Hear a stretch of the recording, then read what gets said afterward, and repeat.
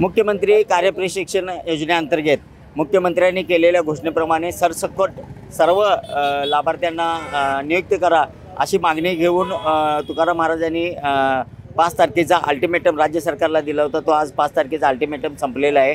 आता त्यांची नेमकी काय भूमिका आहे आणि कशासाठी त्यांनी आमरण उपोषणाचा इशारा दिला आहे आपण जाणून घेऊया। या सर्व प्रशिक्षणार्थ्यांचे जे नेते आहेत तुकाराम बाबा महाराज यांच्याबरोबर आपण संवाद साधूया। महाराज, मला सांगा, तुम्ही 5 तारखेचा काय अल्टिमेटम दिला होता आणि कशासाठी दिला होता? आज तो अल्टिमेटम संपतोय, पुढची भूमिका तुमची काय आहे? माननीय मुख्यमंत्री एकनाथजी शिंदे साहेबांनी जेव्हा मुंबईला पायी चालत असताना सरसकट जे महाराष्ट्रातील जे 1,34,000 विद्यार्थी आहेत त्यांना सरसकट जॉईनिंग करून घ्या अशा पद्धतीचा आदेश काढला असताना देखील आज जर बघितलं ग्रामपंचायत असेल किंवा बाकीच्या गोष्टी असतील तर त्यामध्ये बऱ्यापैकी जॉईनिंग करून घेतलं नाही। वेगवेगळे कारणं त्या ठिकाणी सांगितले जातात। अजून देखील काही मुलांचा पगार होत नाही आहे, काही मुलांची वय मर्यादा सांगितली जाते। जर एकीकडे 6 महिन्यापूर्वी ज्यांना जॉईनिंग करून घेतलं त्यांचं जर आता वय वाढलं असेल तर वय तर कमी करू शकत नाही। मग ज्यावेळी तुम्ही सरसकट सांगता 11 महिने जॉईनिंग करून घेण्यास तुम्हीच मुद्दा देताय आणि एकीकडे ग्रामविकास म्हणजे ग्रामपंचायतमधलं जे लेटर येते की त्यामध्ये स्थगिती आलेले आहे। सरकारचा भोंगळ कारभार जो रचवाट्यावरती दिसतोय म्हणून आम्ही 5 तारखेपासून जे मुद्दे बाकीचे सांगितले होते ते मुद्द्याचं आम्हाला पत्र प्राप्त झाले।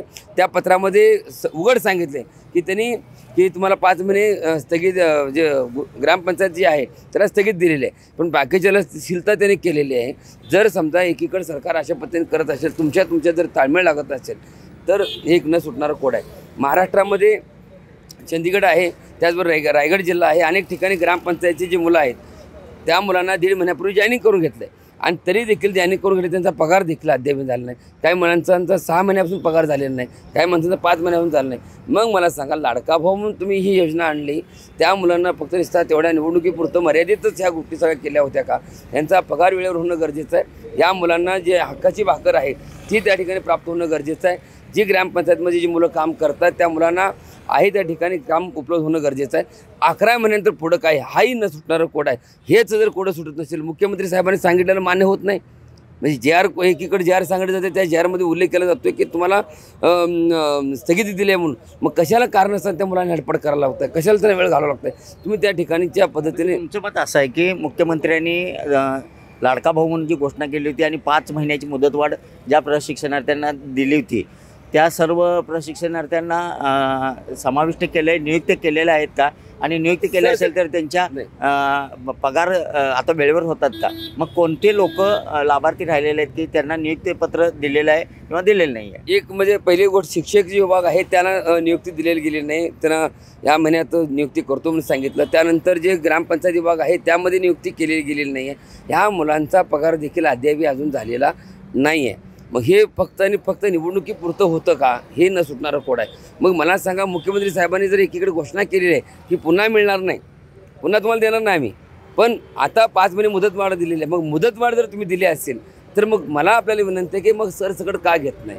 त्या ठिकाणी कारणे का सांगायला लागलं आहे? त्याला जे आरमध्ये बदल का करायला लागला आहे? या सगळ्या गोष्टीवरती जर समजा ह्या मुलांचा पगार आणि मुख्यमंत्री मग ग्रामपंचायत असेल किंवा बाकी विभाग इतर विभाग असेल, मला बाकीचं कुठला विभाग म्हणायचं नाही आहे। मला एकच म्हणायचं की माननीय मुख्यमंत्री साहेबांनी जो शब्द दिलेला आहे त्या शब्दाप्रमाणे महाराष्ट्रातील 36 जिल्ह्यामध्ये सरसकट मुलं कामाला लागली पाहिजेत आणि त्या सगळ्या मुलाला जर कामाला लागत नाहीत, त्यांचा पगार नीट होत नाही, तोपर्यंत माझं अमरण उपोषण असणार आहे।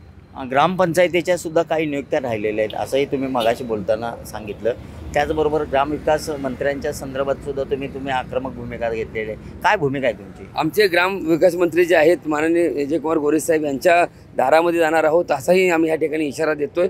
जर समजा ग्रामपंचायत म्हणजे ग्रामपंचायत जी आहे, ग्रामपंचायतमध्ये काम करणारे जे मुलं आहेत, मुख्यमंत्री साहेबाचा जो विभाग आहे कौशल्य विभागामधून, तर मग ग्रामपंचायतमध्ये जे काही सावत्र भाव आहे का, सरकारमधला जे एक बाजू आहे, एकाने झाकाचं एका दुसऱ्याने उघड ठेवायचं अशी परिस्थिती निर्माण आहे। तुमच्या जर ताळमेळ नसेल तर आमचं काय तुम्ही चांगलं करणार आहे, हेही मोठा प्रश्न आहे। म्हणून माननीय कलेक्टर साहेबांच्या इथं आम्ही उपोषणाला 9 तारखेला सकाळी 10 वाजता सांगली या ठिकाणी कलेक्टर ऑफिसमध्ये बसणार आहोत। जोरपुत्र आमच्या हक्काची भाकर किंवा ग्रामपंचायत असेल किंवा शाळेत शिक्षण असेल लिखित स्वरूपामध्ये आता आम्हाला पत्र प्राप्त झालेत, पण ह्या पत्रामध्ये आम्ही समाधानकारक नाही आहे म्हणून आम्ही पुन्हा आज पत्र देऊन 9 तारखेला सकाळी मी या ठिकाणी अमरण उपोषणाला बसणार आहोत। मुख्यमंत्र्यांना काय विनंती करताय शेवटची?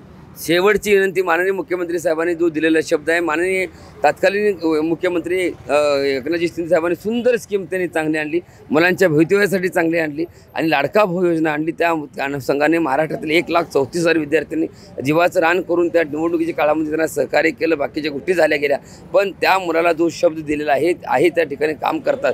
त्या ठिकाणी त्यांना कायमचं करू असाही शब्द त्या ठिकाणी दिला, आम्हाला कायमचं राहू दे.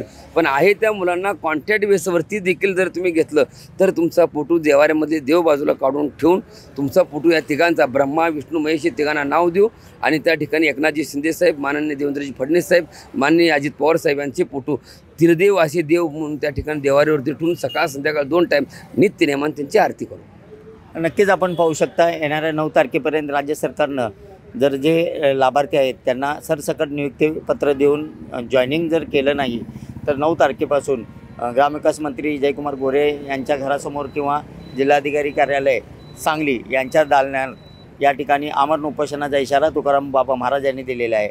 आता राज्य सरकार काय भूमिका घेतं हे पाहणं महत्त्वाचं ठरणार आहे. कॅमेरामन सुजितसोबत मी शंकर देवकुळे, TV9 मराठी, सांगली.